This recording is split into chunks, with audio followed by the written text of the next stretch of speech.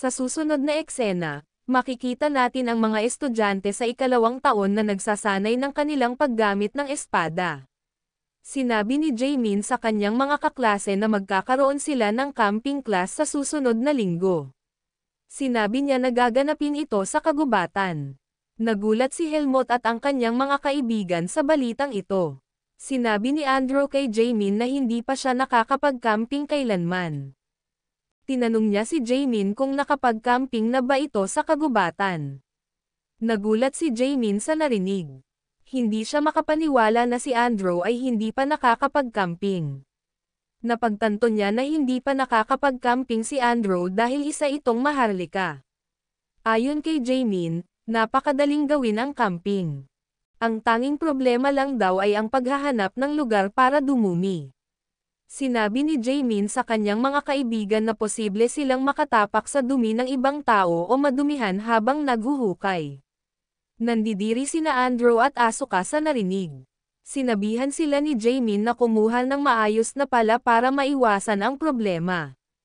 Binalaan din niya sila na huwag ilabas ang ulo mula sa kanilang sleeping bag. Sinabi niya na maaari silang makagat ng maraming lamok.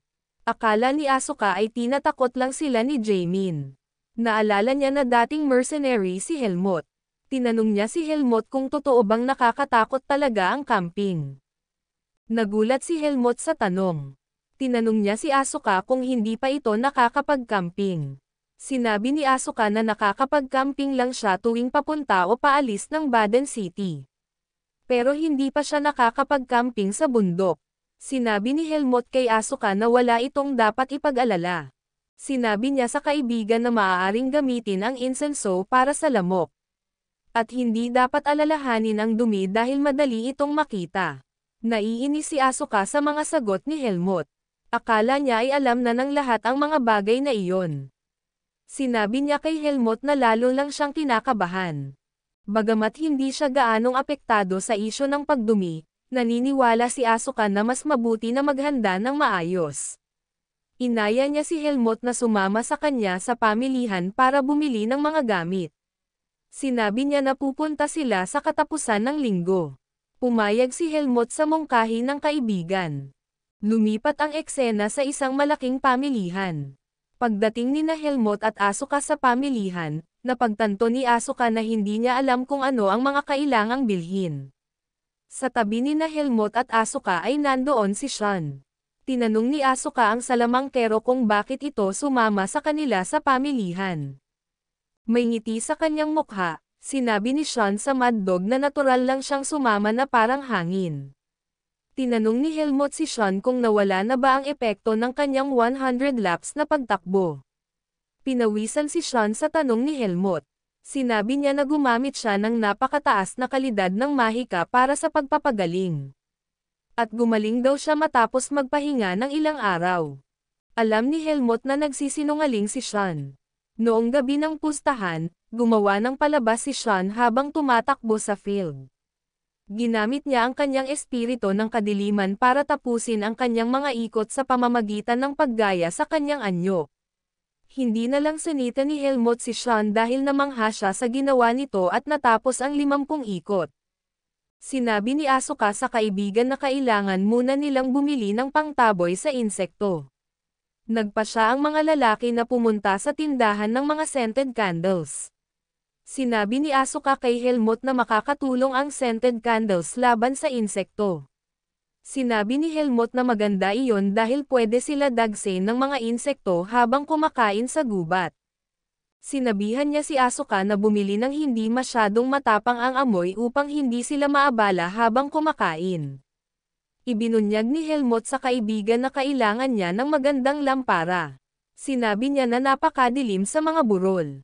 Pinayuhan niya si Asuka na huwag bumili ng masyadong maliwanag na ilaw dahil maaari itong makaakit ng mga mandaragit.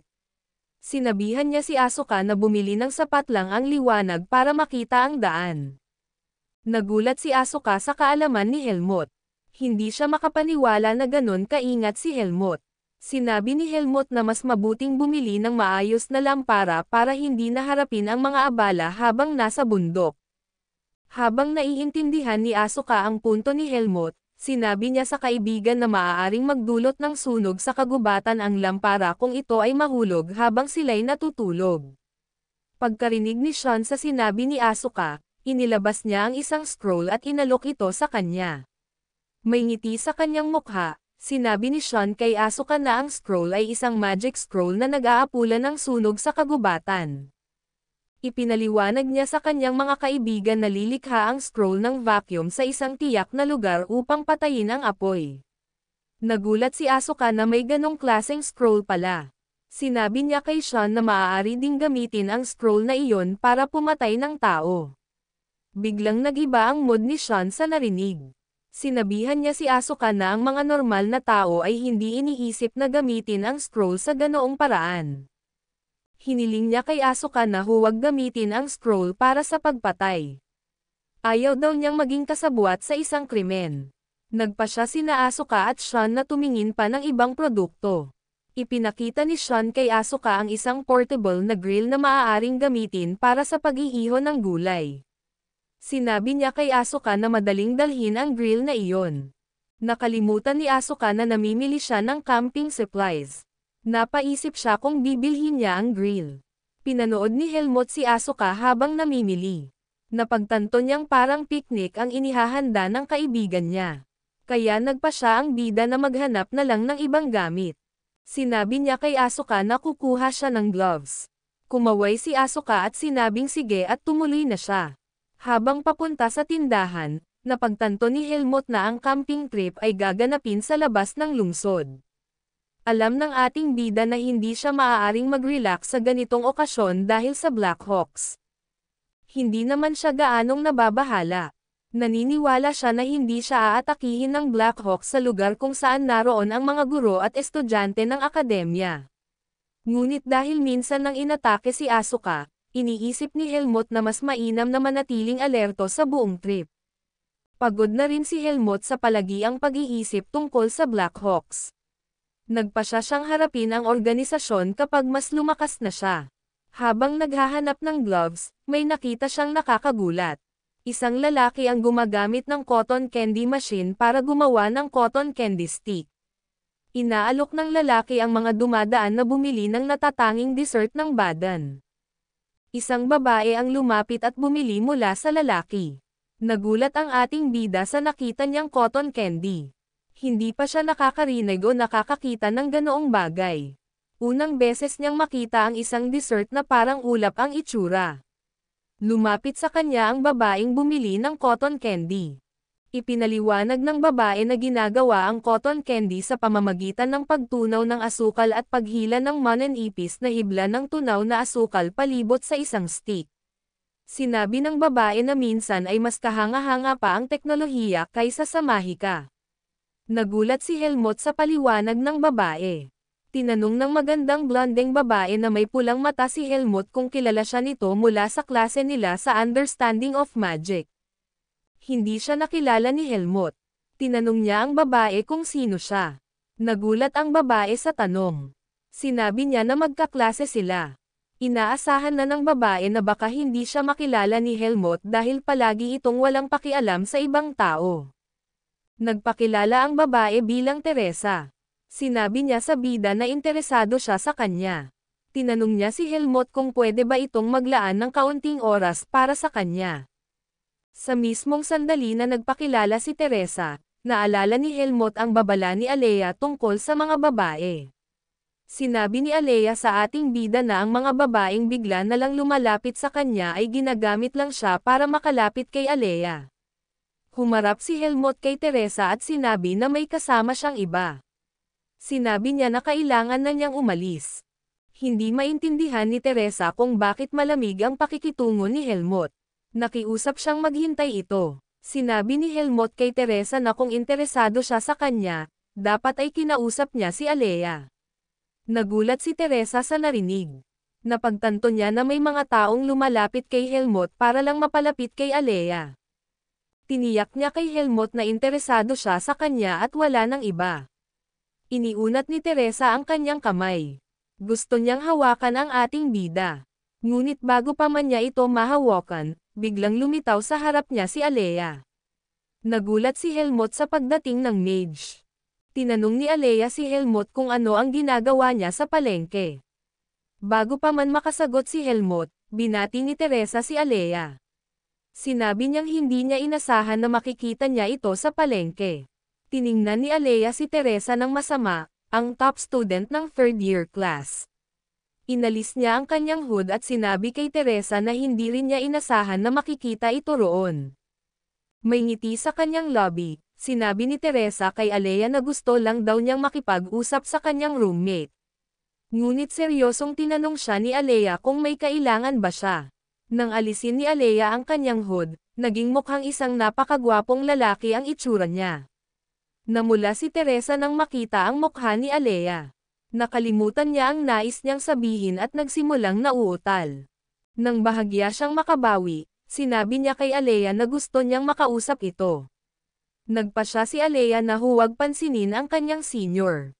Tumalikod siya at hinila ang damit ni Helmut. Sinabi niya dito na umalis na sila. Nagulat si Teresa sa narinig. Hinila ni Alea si Helmut palayo. Habang naglalakad sila, tinanong ni Alea si Helmut kung hindi ba siya sineseryoso nito. Hindi maintindihan ni Alea kung bakit pinakinggan pa rin ni Helmut si Teresa kahit binalaan na niya ito. Ipinaliwanag ni Helmut sa ating dalaga na tinangka naman niyang paalisin si Teresa. Ang dahilan lang kung bakit siya nakinig ay ayaw niyang maging bastos sa kanyang senior. Pagkarinig nito, napagtanto ni Alea na masyadong seryoso sa ethics ang kanyang kaibigan. Pinayuhan niya si Helmut na magsalita kapag may ayaw siya. Sinabi niya sa ating bida na siya pa ang nahirapang makialam dahil lang sa kanya. Sagot naman ni Helmut, kung nakakaabala siya, sana hindi na lang siya pinansin ni Alea. Lalo pang na si Alea sa narinig. Sinabi niya kay Helmut na mag-uusap sila mamaya. Tinanong niya kung nasaan sina Asuka at Sean. Nagulat si Helmut sa tanong. Tinanong niya ang mage kung paano niya nalaman na nasa palengke ang dalawa. Sagot ni Alea, hindi naman daw pupunta si Helmut sa palengke ng kusa kung mag-isa lang siya. Sinabi ni Helmut na hindi rin siya sigurado kung nasaan ang dalawa. Nagdesisyon si Alea na tulungan siyang maghanap. Nagulat si Helmut dito, hindi niya maintindihan kung bakit tutulong pa si Alea gayong abala ito sa ganitong bagay. Hindi niya makuha ang iniisip ng dalaga. Nang matagpuan ni na Helmut at Alea ang mga kaibigan, napansin nila na napakaraming hindi kailangang gamit ang binili ni na Sean at Asuka. Sa gabi, makikita natin ang grupo habang pauwi na sa akademya. May ngiti sa mukha, sinabi ni Asuka kay Helmut na wala na silang problema sa camping. Nabalisa si Sean sa narinig. Sinabi niya kay Asuka na baka nasobrahan sila sa pagbili. Tinanong niya kung paano nito isasakay lahat ng gamit sa kabayo nito. Walang pakialam ang mukha ni Asuka habang sinasabi na hihingi na lang siya ng tulong sa ibang estudyanteng may ekstrang espasyo. Tinanong ni Sean ang Mad Dog kung kaya ba siya laging kapos sa pera ay dahil sa pagbili ng kung ano-ano. Sagot ni Asuka, wala siyang pakirito. Nagsimulang magtalo ang dalawa. Napangiti si Helmut habang pinapanood ang kanyang mga kaibigan na nagtatalo. Habang pinagmamasdan sila ni Helmut, may kakaiba siyang naramdaman. Mabilis siyang lumingon. Ngunit paglingon niya, wala siyang nakita kundi mga bakanteng upuan. Dahil walang tao sa paligid, nagpatuloy na lang si Helmut sa paglalakad kasama ang kanyang mga kaibigan. Lagi siyang nakabantay sa sarili sa kahit anong lugar. Sa kasamaang palad, hindi niya naramdaman ang panganib na paparating. Sa sandaling lumakad si Helmut pasulong, isang lalaki ang biglang lumitaw sa isa sa mga upuan. Ang lalaki ay may pulang buhok at may suot na nakakatakot na maskara. Bagamat halos lahat ay nararamdaman ni Helmut, hindi niya naramdaman na matatapos na ang kanyang buhay bilang estudyante sa akademya.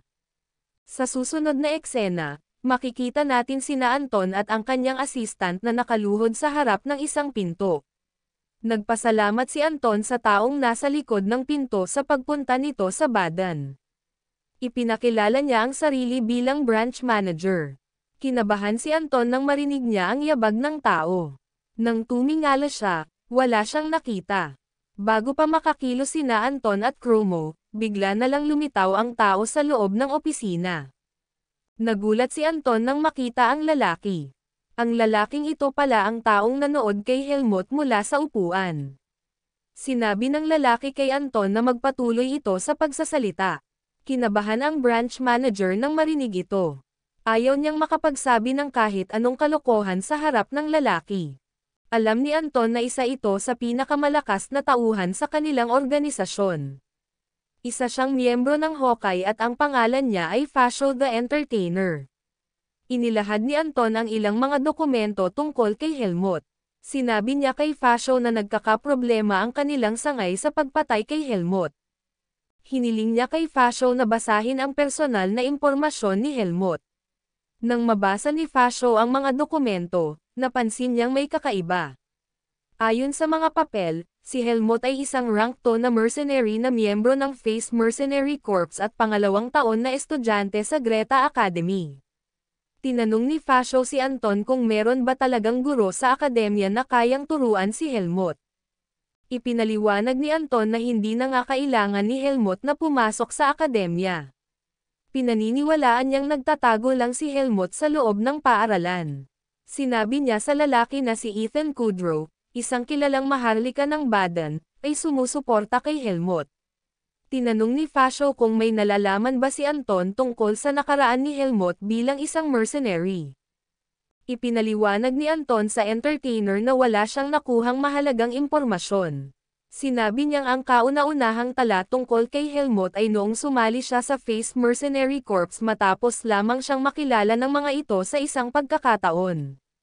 Nakita ni Fasho na kakaiba ang buong sitwasyon. Tinapik niya ang papel at dahan-daang pinunit ito gamit ang kanyang mga kuko. Walang impormasyon tungkol sa pinanggalingan ni Helmut, pero isa siyang estudyante ng akademya na may kakayahang pang-rank 2 na mercenary. Sinabi ni Fasho kay Anton na hindi pa siya nakakakita ng isang taong kasing kaina hinala ni Helmut. Nabalisa si Anton sa narinig. Tinanong niya si Fasho kung mali ba ang taong pinakialaman ng kanilang grupo. Tinusok ni Fasho ang papel gamit ang kanyang kamay habang sinasabi ito. Sinabi niya kay Anton na hindi pa kailanman nagkamali ang Blackhawk sa pagpili ng kalaban. Ipinaalala niya sa branch manager na ang mga patay ay hindi makakapagsalita. Ipinahiwatig niya na kapag nawala ang bangkay, hindi na umiiral ang tao. Sinabi niya kay Anton na siya na ang bahala sa pagpatay kay Helmut. Nagulat si Anton sa narinig. Sinabi ni Fasho na kailangan niyang maghanda para sa kanyang pangangaso. Lumipat ang eksena, at makikita natin ang mga estudyanteng naghahanda ng kanilang mga kabayo para sa biyahe. Habang naghahanda sila, makikita si Instructor Alan na nakatingin sa isang bote ng alak. Nagulat siya nang malaman na ang alak ay isang 32-year-old Marine. Alam niyang bihira ang ganitong klase ng alak. Sinabi ni Alan sa estudyanteng nagdala ng alak na pagsasaluhan nila ito ng ibang mga instructor. Nakiusap ang estudyante na huwag niya iyong inumin. Sinabi niya sa guro na inipon niya ang kanyang baon para lamang mabili ang alak. Sinabihan siya ni Alan na hindi ito picnic, kundi training. Pinaalalahanan niya ang estudyante na sinabi na niya noon na bawal magdala ng walang kwentang gamit para sa biyahe. Itinuro ng estudyante si Asuka at sinabing mukhang picnic din ang pupuntahan nito. Nainis ang Mad Dog nang makita niyang isinumbong siya. Sinabi niya sa estudyante na ang dala niya ay mga kinakailangan. Inutusan ni Alan si Asuka na piliin lang ang mga pinakamahalagang gamit sa loob ng 10 minuto. Ipinaliwanag niya na kapag masyadong mabigat ang dala, babagal ang kabayo nito. Nagulat si Asuka sa narinig. Sinabi niyang kailangan niya lahat ng nasa bag niya. Sinagot siya ni Alan na mas mainam ang magaang bagahe para sa camping. Naiinis man, sumunod si Asuka sa utos. Matapos mag-empake ng mga estudyante, nagsimula na sila sa kanilang paglalakbay.